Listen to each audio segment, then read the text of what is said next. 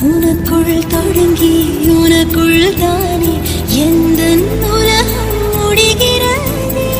உன்முகம் பார்த்து ரசித்திடத்தானே எந்த நாட்கள் விடுகிறதே.